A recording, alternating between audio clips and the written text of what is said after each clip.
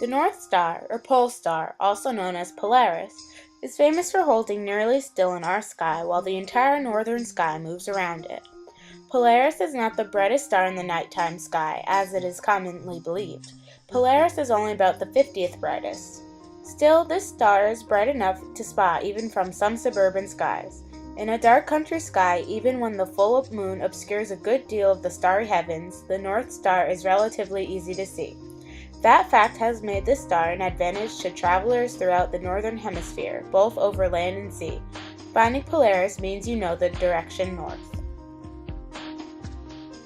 Polaris marks the way due north. As you face Polaris and stretch your arms sideways, your right hand points due east and your left hand points due west. About face of Polaris steers you due south. Best of all, Polaris is readily found by using the prominent groups of stars known as the Big Dipper, perhaps the Northern Hemisphere's most famous star formation, the Big Dipper.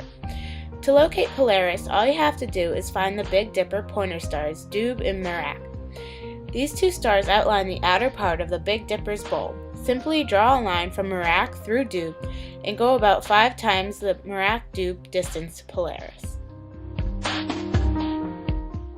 The Big Dipper, like a great big hour hand, goes in full circle around Polaris in one day.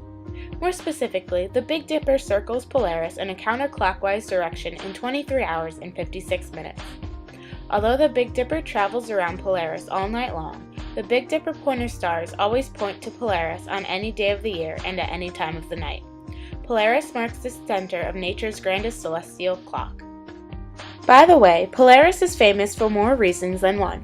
It's famous for hardly moving while the other stars wheel around it, and it's famous for marking the end of the Little Dipper's handle. The Little Dipper is tougher to spot in the night sky than the Big Dipper, but if you use the Big Dipper's pointer stars to locate Polaris, you'll be one step closer to seeing the Little Dipper. Polaris hasn't always been the North Star and won't remain the North Star forever. For example, a famous star called Thuban in the constellation Draco the Dragon was the North Star when the Egyptians built the pyramids. But our present Polaris is a good North Star because it's the sky's 50th brightest star. It served well as a North Star, for example, when the Europeans first sailed across the Atlantic over 5 centuries ago. Meanwhile, there is no visible star marking the celestial pole in the southern hemisphere. What's more, the southern hemisphere won't see a pole star appreciably close to the south celestial pole for another 2,000 years.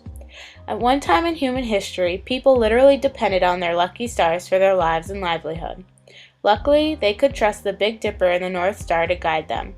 People could sail the seas and cross the trackless deserts without getting lost. When slavery existed in the United States, slaves counted on the Big Dipper, which they called the drinking gourd, to show them the North Star, lighting their way to the Free States and Canada. As you travel northward, Polaris climbs higher in the sky. If you go as far north as the North Pole, you'll see Polaris directly overhead. As you travel south, Polaris drops closer to the northern horizon. If you get as far as the equator, Polaris sinks to the horizon. South of the equator, Polaris drops out of the sky completely.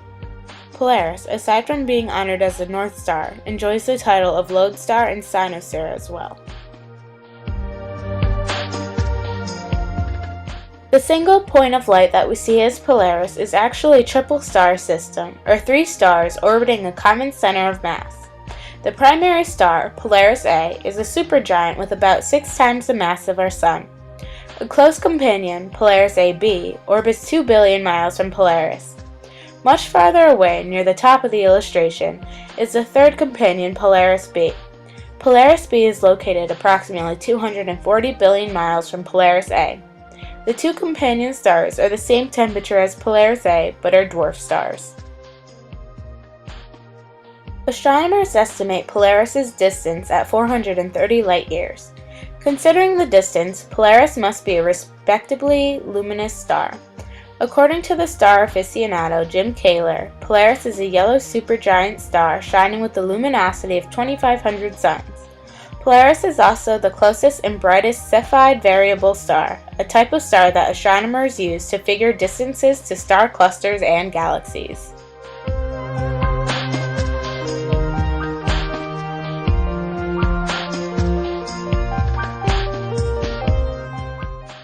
Polaris is so far away from the Earth 434 light-years to be exact, that even if we scaled down our solar system, Polaris would not fit on any point on the Earth if Amity High School were used as the sun.